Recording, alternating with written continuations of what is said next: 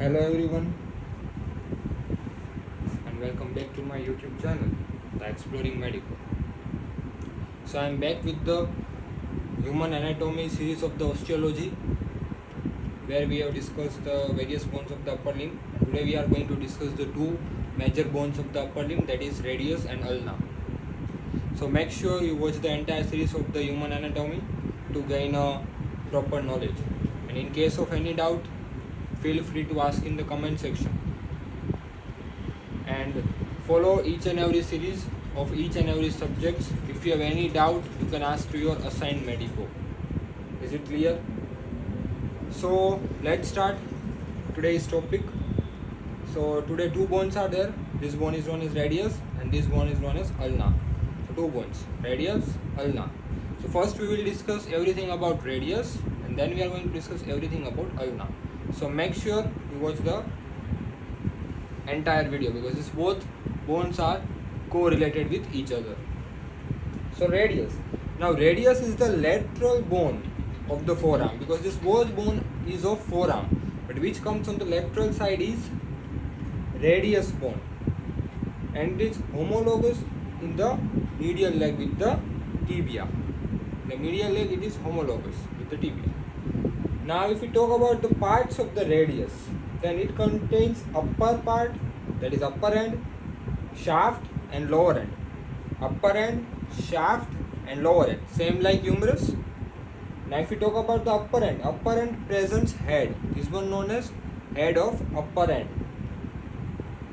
Then comes neck, this portion is known as neck. And then comes the radial tuberosity, this one is the radial tuberosity entire. So head, neck and radial tuberosity.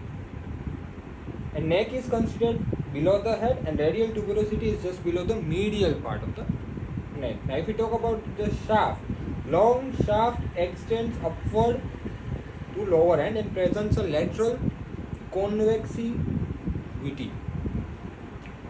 It widens rapidly in the distal end and is concave anteriorly in the distal part. So if we talk about the radius, you can see that the upper to lower end, if we talk about this one part lateral, then it is convex. This proves convexity. But if you talk about medial part of the radius bone, then it is concave. You can easily see from each and every angle that it is concave shape, and this is convex shape. Now if we talk about the lower end is widest part and present 5 surfaces in it. One is known as distally, this is styloid process, and in the distal surface a palpable dorsal tubercle is there, which is on the posterior side, which is known as Lister's tubercle. This one is known as Lister's tubercle, which is like an oblique groove in the posterior side of styloid process. Now if we talk about the anatomical position of the radius, then the side of radius can be determined in a various aspects. One is the narrow disc shape, this one is upward, so narrow disc shape, head is upward.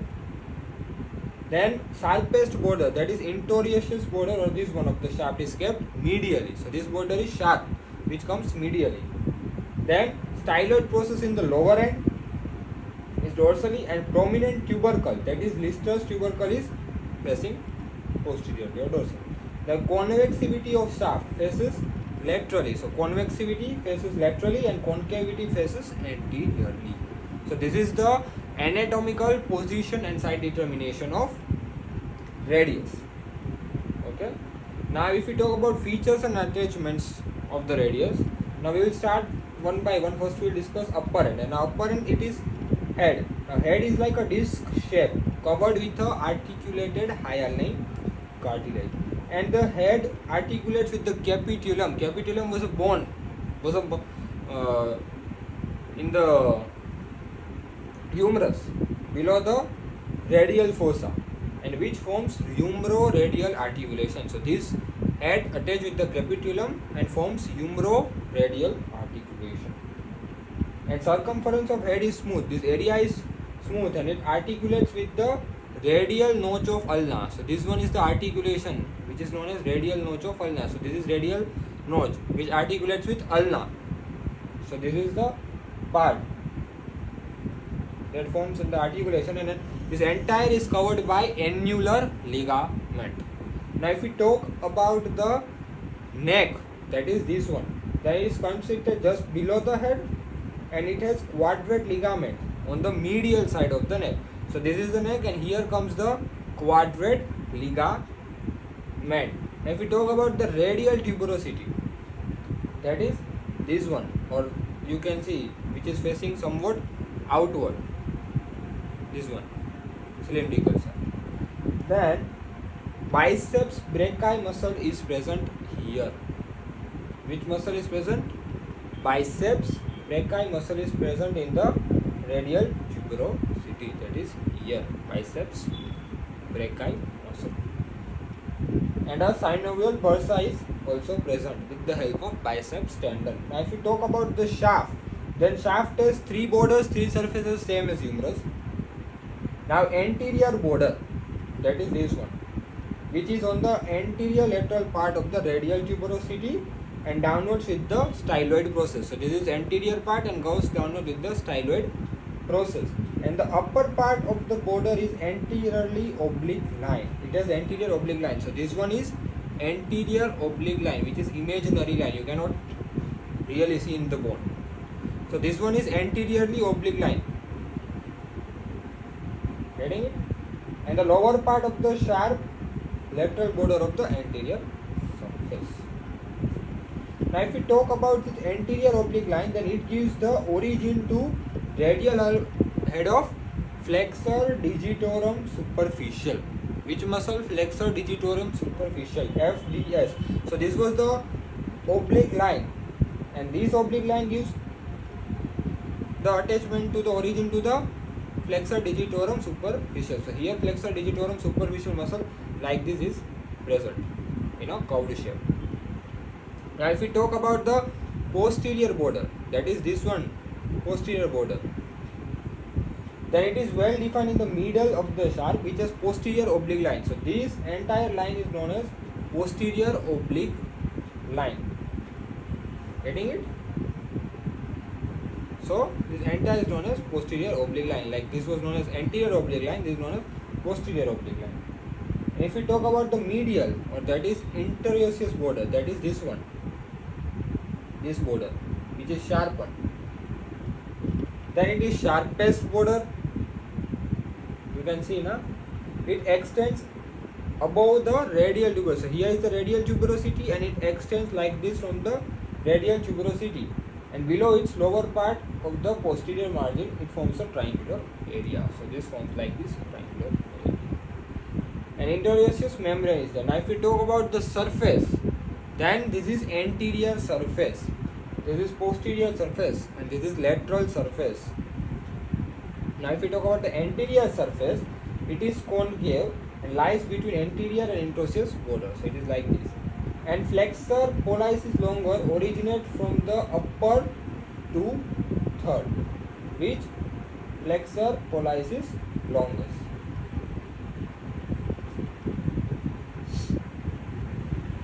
Originates from upper 2/3, that is here. Then pronator quadriteres. Pronator quadriteres is also present on the lower 2/3. Pronator quadriteres is present in the lower 2/3. So here it might be pronator quadriteres, and here it might be the flexor pollicis longus. Flexor pollicis longus and pronator quadriteres. So both flexor pollicis longus and pronator quadriteres. This all is present in the anterior surface. And nutrient foramen artery is there in the middle of this surface of the upper part, which gives origin to anterior interosseous artery.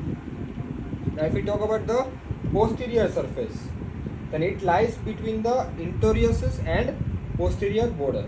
Now abductor pollicis longus, which abductor pollicis longus is present on the medial 1/3 of this surface. So here comes the abductor pollicis longus muscle, and extensor pollicis brevis, and here comes the extensor pollicis brevis on the lower part of this surface. Now if we talk about the lateral surface, which is anterior and posterior muscle, in the between of anterior and posterior muscle, then it comes the supinator muscle, which comes here on the upper 1/3 of the surface, because this is lateral border. So here comes the supinator muscle, and then on the rough part where there is the convexity, this one, here comes the pronator teres muscle. So do remember all the muscles, that is flexor pollicis longus, pronator quadrilaterus, flexor pollicis longus, abductor pollicis longus, extensor pollicis brevis, supinator, pronator teres. If we talk about the lower end, which is the last part of the radius, then lower hand has 5 surfaces. First is anterior surface, which has radiocarpal ligament of wrist joint. So this forms the radiocarpal ligament of wrist joint, anterior surface. If we talk about the posterior surface, then posterior surface has the Lister tubercle. Now do here properly, okay? This is IMP. So this is Lister's tubercle. Now lateral to the groove. So this is Lister's tubercle. Now laterally to the groove means here. Here is the tendon of extensor pollicis longus. Tendon of extensor pollicis longus in the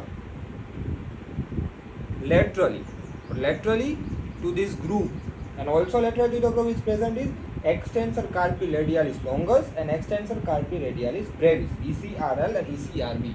So here is the Lister's groove, whereas the extensor pollicis longus, and laterally to it is present is ECRL, extensor carpi radialis, and extensor carpi radialis brevis, that is longus and brevis both. And now if we talk about this groove medially, that is here, then here comes the tendon of extensor digitorum and extensor indicis. So extensor digitorum, extensor indicis, extensor carpi radialis longus, extensor carpi radialis brevis, and extensor pollicis longus. Getting it? Now if we talk about the medial surface, that is this one, this surface. And medial surface is the articulation disc of the inferior radioulnar joint. So this surface is the articulation of the inferior radio. And if we talk about the lateral surface, then it has extensor pollicis brevis and extensor pollicis longus, both longus and brevis. And brachioradialis is inserted on the styloid process and radial collateral ligament. So here brachioradialis it attached. Is it clear? We have discussed this. Now if we talk about the lateral surface, then it has, as I told, abductor pollicis longus and extensor pollicis brevis, as it is on the here, and it has brachioradialis below near the styloid process. So here comes the brachioradialis muscle. Now if we talk about the inferior surface or the distal surface, then it has a triangular area for articulation of the scaphoid and medial quadrangular area for quadrilateral of the lunate. So if we talk about the inferior surface, then it articulates with the carpal bones, that is scaphoid and lunate. Now if we talk about the ossification of radius, then first primary center is in the mid shaft during 8th week of intrauterine life.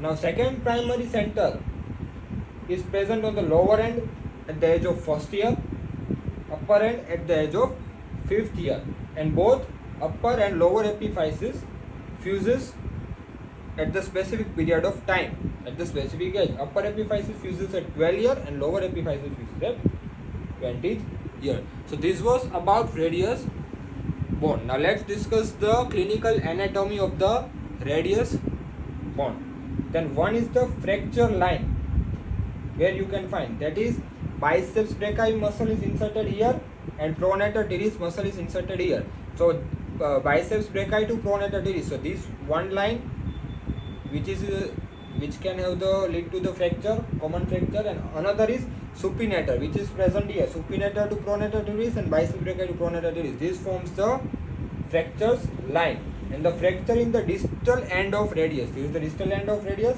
which is known as Colles fracture, where this distal part distal part comes backward and upward, that is posteriorly, and opposite of this is Smith's fracture, where the distal part is displaced anteriorly, while in Coolidge's fracture it is posteriorly. And the fracture of styloid process means this: the fracture of styloid process of radius is known as Chauffeur's fracture, that is Chauffeur's Chauffeur's fracture. And one more is that is Madelung deformity, which is an anomaly of radius which have the absence of the clinical features. And this type of deformity generally occurs between the age of 10 to 14 years, where there is the process of ossification. At that time, the distal epiphysis has the abnormal growth. Clear? And these lead to defective development of distal and of radial epiphysis. So this was about radius bone. Now we will talk about the ulna bone, that is this one. Now let's start. Ulna has three parts: upper end, lower end and shaft. If we talk about the upper end, then upper end is expanded in a hook-like convexivity. This is hook-like convexivity, as we have seen, and this convexivity means this both is known as trochlear notch, and it lies between the olecranon process. So here comes the olecranon process, and this is known as trochlear notch. If we talk about the shaft, then it expands between upper limb and lower limb, and thickness diminishes progressively. So you can see here it is thin, and again it becomes thick, and it goes like this. So as it goes progressively, it diminishes, that is progressively it decreases. So here it is, thickness is more, as you go down thickness will decrease. Now if we talk about the lower end, then it is head, and it also at the styloid process. This process is known as styloid process. As here this is styloid process, here this is styloid process. Now if we talk about the anatomical position and side determination of ulna, then broad hood like structure is always directed forward, means it should be like this, it should be directed forward. The sharp crest, that is interior's border, should be directed laterally, then here it should come laterally, and concavity of the hook like upper end and coronal faces are always facing forward. So this is concavity which should face forward. So this is the anatomical side determination of ulna. Now you have two bones. Bones are extended, and if you have asked to identify the right and left radius ulna, then one kind of easy tip I can give you, through which you can easily remember, because most of students get confused. They think that both bones have the same places, but it is not like that. Now see, as we know that this is ulna bone, so always remember that ulna bone always comes towards the little finger. This finger, this is the little finger, that the bone passes through little finger is ulna always. So if we talk about the ulna bone, then it faces forward and upward. So if you put like this, then you can see that ulna bone does not come here, it comes in the another side. So we cannot say that this is not the left side bone, then obviously it is going to be right side. Now if you put this bone here, then you can see that ulna bones comes on the little finger side, and the olecranon process is facing upward, forward, it is laterally and concavity. Clear? Same with this bone. If we say, if I put this bone here, you can see radius bone come on the little finger side. So this bone is not of right side, this bone is obvious of left side. Now if you put on the left side, you can see that ulna bone comes on the left side, that is little finger. So this is how you can easily identify by remembering just ulna bone. Then automatically the side determination of radius bone will be easier, because it is vice versa. If you remember ulna, radius bone is going to come as it is. So this is left radius and ulna, and this is right radius and ulna. Clear? Now if we talk about the features and attachments, Then the upper end lies as two process, coronoid and olecron fossa. Coronoid and olecron fossa. This is coronoid and this is olecron. And trochlear and radial notch. This is trochlear and this is radial notch. Now if we talk about the processes, then olecron process, it is project upward from the upper end and submits like the beak. So this is olecron process, which is like the beak of the bird's beak. Now if we talk about the upper surface of the olecron process, then it gives insertion to triceps brachii. So here it gives insertion to triceps brachii. Capsular ligament of elbow joint and synovial bursa is also attached to upper surface, where it gives arrangement as per the triceps brachii. That is here.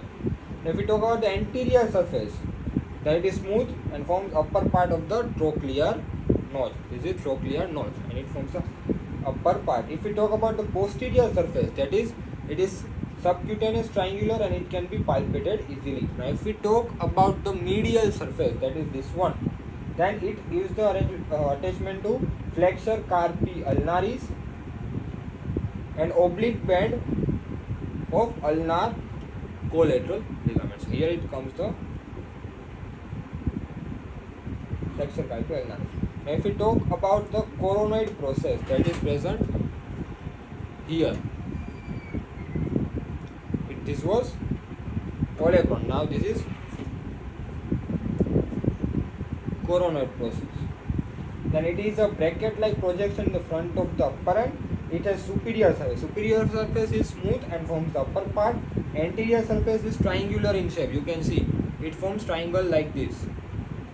See, like this. It forms triangle,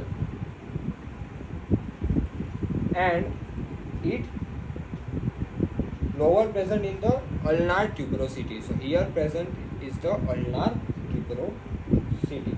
And the medial margin of the anterior surface is sharp. So this is the anterior surface which is sharp and it is also called sublime tubercle.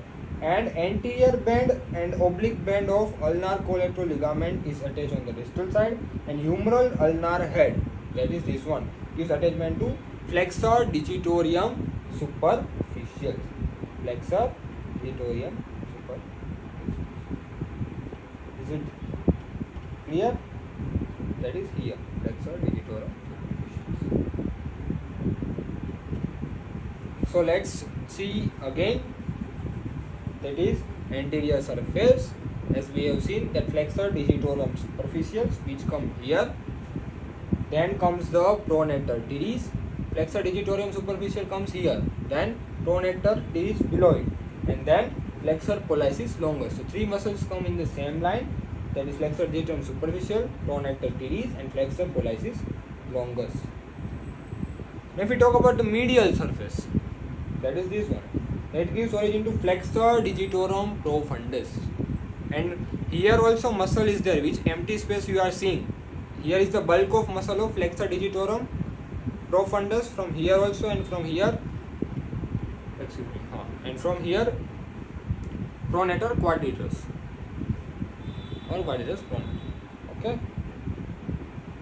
And now if we talk about notch, then this is trochlear notch, which is C shape. You can see easily that it forms like this C shape, and it has a non-articular strip at the junction of olecron and pronator process. Now if we talk about the radial notch, then it is superior to radio-ulnar joint. That is radial notch. Now if we talk about the shaft, shaft has three borders, three surfaces. First we will talk about borders. This is lateral border line, you can see, or also known as interosseous border. It gives attachment to interosseous membrane, and it is the sharpest border. Now if we talk about the anterior border, then it extends from the ulnar tuberosity to the base of styloid process. Here is the ulnar tuberosity and here is the styloid process, and it is thick and round, and it gives attachment to 3/4 of flexor digitorum profundus. Same as we have seen, this gives attachment to flexor digitorum profundus. If we talk about the posterior border, that is like this, then it descends in the subcutaneous area of the olecron process, and it can be palpated easily. And here it gives common origin to three muscles, that is here common origin to three muscles on the border. This is the border line, posterior border, which you can see like this way, and it gives origin to three muscles, that is flexor carpi ulnaris, extensor carpi ulnaris, and flexor digitorum profundus. All are present here, that is FCU, flexor carpi ulnaris, ECU, extensor carpi radialis, and FDP, flexor digitorum profundus. And these three muscles together form the common aponeurosis. They form the common aponeurosis, that is the junction. Getting? Now if we talk about the surfaces, then it lies anterior and introsseous. Now if we talk about the anterior surface, we know that it lies in the anterior and introsseous membrane. Here comes the flexor digitorum profundus. Here comes the pronator quadrilaterus. As here also comes the pronator quadrilaterus. So both are joined like this, and this bulk is completely present here. And Newton foramen artery is there. Now if we talk about the medial surface, that is this one, then it gives origin to flexor digitorum profundus, as we have already know. That is medial or anterior or introsseous membrane. Everywhere flexor digitorum profundus muscles present. If we talk about the posterior surface, that is this surface, then it lies between the posterior and introsseous membrane. Getting it? And it gives origin to the upper part of the oblique line, that is oblique line, gives origin to aconius muscle, anconius muscle, that is here. Here it gives origin to anconius muscle. And the area below divided in the large medial distal part has three muscles, proximal to distal. That is abductor pollicis longus from upper one part, extensor pollicis longus, and extensor radialis. It has three muscles. That is extensor pollicis longus, extensor indicis, and extensor and abductor pollicis longus. So three muscles are present here.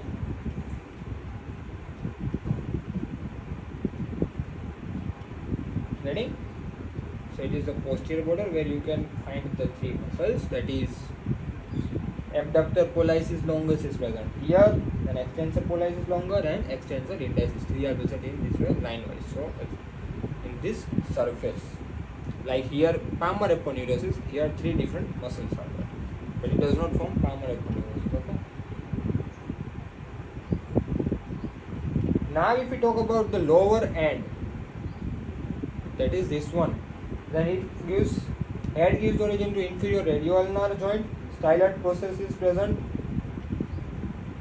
in the wrist joint, and tendon of extensor carpi ulnaris lies in the groove between the back of the head of ulna and styloid process. So here back of ulna and styloid process lies the tendon of extensor carpi ulnaris. Now so this was about the bone regarding ulna. Now if we talk about the ossification of this bone, then primary center appears in the mid shaft during 8th week of intrauterine life. So here comes the primary center in the 8th week of intrauterine life, and secondary center, there is upper end, lower end. In the upper end appears at the age of 9 and fuses at the age of 18. Lower end appears at the age of 6, fuses at the age of 20 years.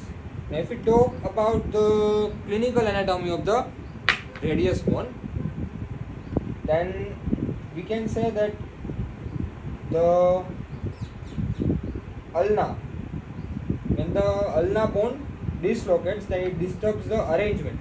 Which type of arrangement? That the medial and lateral epicondyli of humerus lies in the same horizontal line.